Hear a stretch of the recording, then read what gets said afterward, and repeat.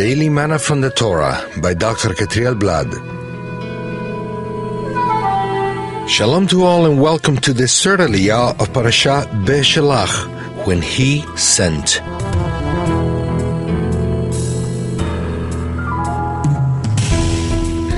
We find the third Aliyah in Exodus 14 from verses 15 through 25.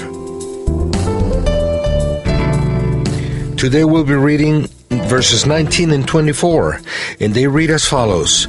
Then the angel of God, who had been traveling in front of Israel's army, the pillar of cloud also moved from in front and stood behind them. During the last watch of the night, the Lord looked down from the pillar of fire and cloud at the Egyptian army and threw it into confusion. Who was in the pillar of cloud? In this text, the Torah reveals that the pillar of cloud was caused by an angel of the Almighty.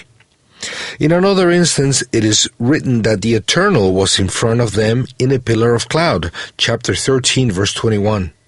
Then, who was in the pillar of cloud? The Eternal or His angel? The answer is both of them.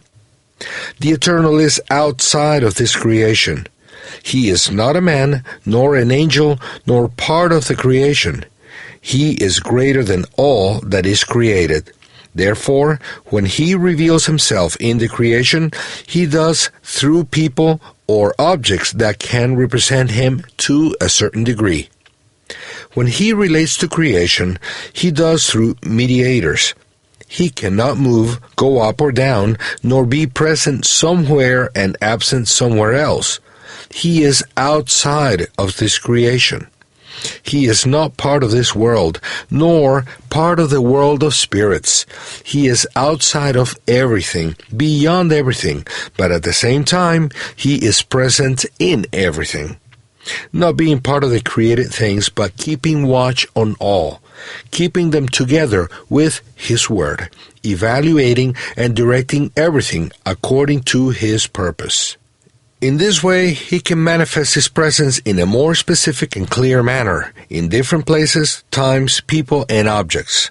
However, this doesn't mean that He is limited to this, only that He decided to reveal Himself through these means. All created things reveal something of His way of being, but none of them is He. There are, though, special created emissaries and objects that reveal His presence and intervene directly in world history in the name of the Invisible One. An angel is an emissary, as we've said before. An emissary represents the emissor, so when the emissary acts on behalf of the emissor, it is the latter who acts.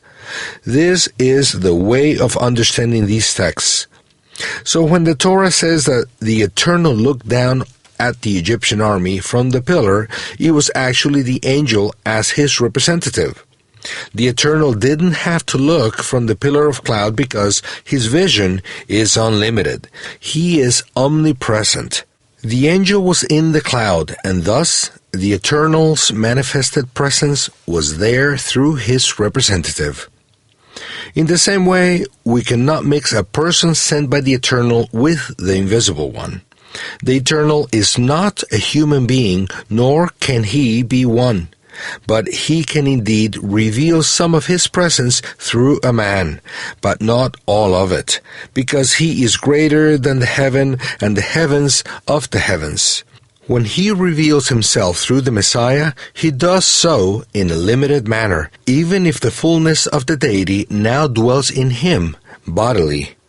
It is not the same to dwell in as it is to be.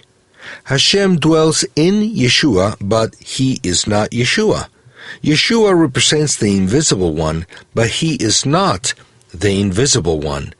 By seeing the representative of the Invisible One, we can see the Invisible One. The one who sees an emissary also sees the emissor, but not in full glory. No one can see the full manifestation of the Almighty and live. It is too great for us.